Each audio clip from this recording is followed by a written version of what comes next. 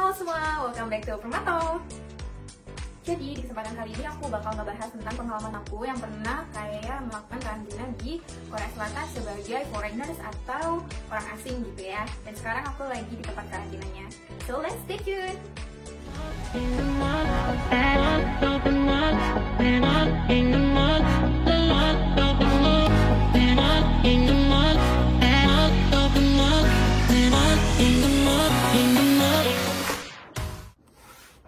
First aku mau cerita dulu kenapa aku harus ke Korea di masa yang pandemi kayak gini. Pertama aku mau ikut exchange di fall session gitu. Jadi di fall aku berangkat tuh sekitar awal Agustus.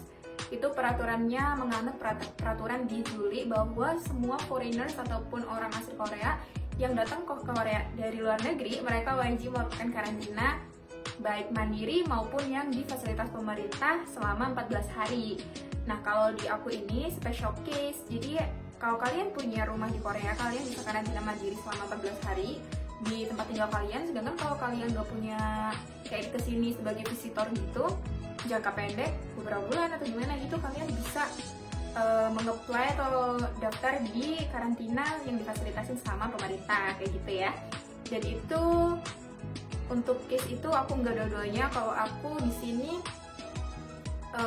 case-nya aku nggak punya tempat tinggal di Korea, tapi berhubung aku di sini mau studi gitu ya, aku mau belajar, jadi dari pihak kampus itu dia nyediain fasilitas buat karantina di kampus gitu, jadi biayanya bisa lebih ditekan gitulah, kayak nggak 100% kayak misalkan kita bayar ke pemerintah Korea untuk karantina di fasilitas yang mereka sediakan gitu. Untuk terakhir tanggal 23 Juli kalau nggak salah, peraturan terbaru bilang kalau biaya karantina selama 14 hari itu adalah 2,1 juta won. Itu sekitar kalau dirupiahkan itu hampir seharinya kena almost 2 juta sehari. Sedangkan 14 hari sekitar 2,1 juta won itu let's say hampir 30 juta lah ya.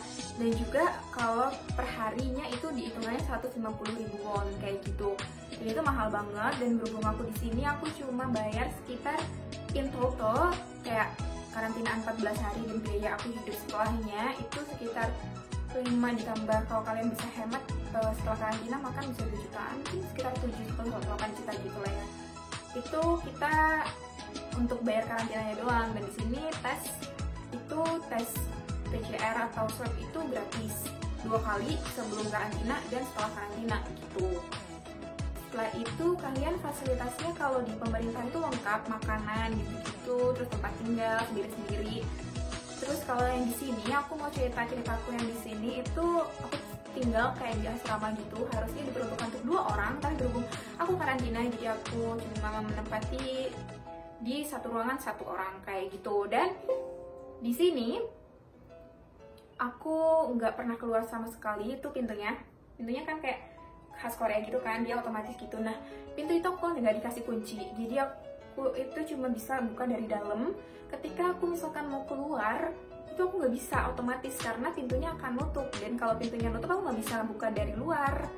Jadi aku cuma bisa ngebuka dari dalam, kayak ngebuka doang sambil dipegang gitu.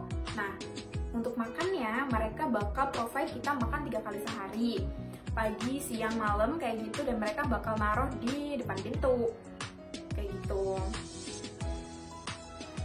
Dan juga setelah mereka naruh di depan pintu itu biasanya mereka tuh yang naruh tuh mbak-mbaknya lengkap pakai APD gitu, bakal nge-share makanan di setiap depan pintu ruangan di depan. Terus nanti kita dikasih tahu, kita ada grupnya, tinggal di-chat kayak oh makanan udah bisa diambil depan pintu gitu, nanti kita bakal ngambil di depan pintu.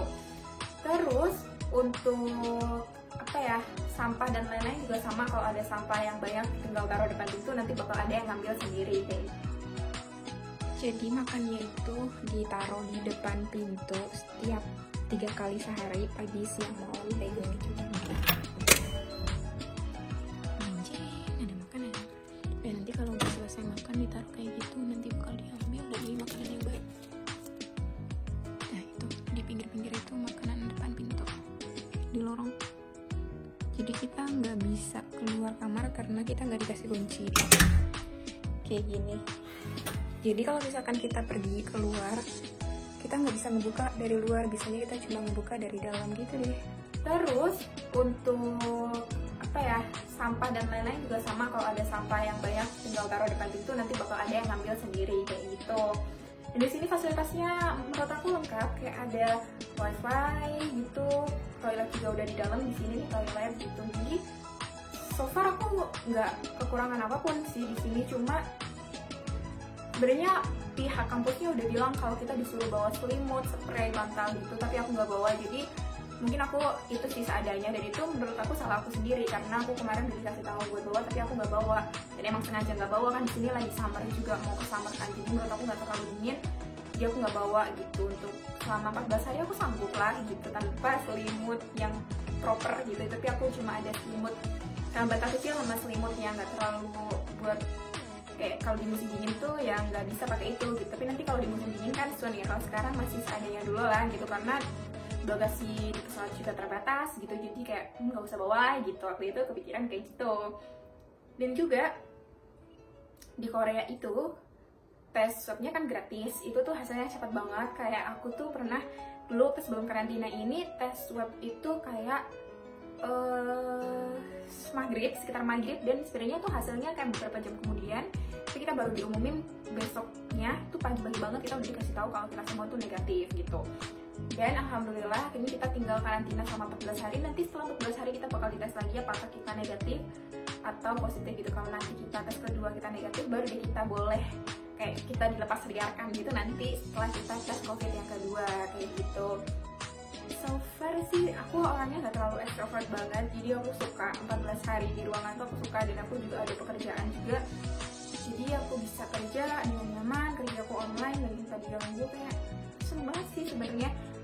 Bahkan aku kayak ngerasa bentar lagi keluar aku mau ngapain ya gitu, kayak keluar aku mau mana ya, kayak ketemu orang tuh jadi males karena kelamaan di ruangan sendiri tuh kayak udah nyamannya cuma diri sendiri gitu. Jadi kayak malah aku mikir pas mau keluar itu kayak aduh nanti keluar ketemu orang lagi gitu kan, kita harus apa ya, pretend to be okay gitu, maksudnya kayak kita tuh harus apa, behave yang nggak seapa adanya kita, kayak kita kalau ketika di ruangan sendiri. Itu sih yang paling aku rasain sekarang gitu. Terus untuk Korea sendiri sebenarnya dia kenapa ngewajibin karantina kayak gitu, karena banyak banget case gitu yang bawaan gitu. Jadi case corona di Indonesia, di Korea itu kebanyakan case-nya itu bawaan dari pendatang gitu. Oleh karena itu kenapa mereka makin strict ketika ada pendatang orang dari luar negeri, walaupun orang Korea asli yang dari luar negeri, mereka juga harus karantina gitu, karena mereka nggak mau kecolongan.